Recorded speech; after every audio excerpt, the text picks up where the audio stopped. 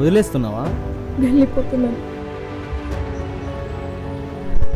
చివరి వరకు ఉంటానన్నావు.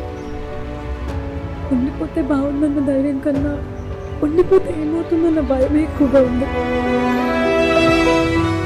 ఎందుకలా? అసలు నాతో ప్రాబ్లం ఏంటి మధు? నీతో ఆర్గ్యూ చేయడానికి నేను రాలేదు.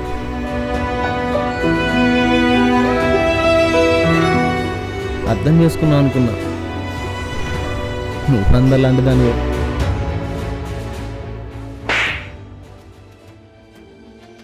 నువ్వే నన్ను అర్థం చేసుకోవట్లేదు. ప్రేమించాను.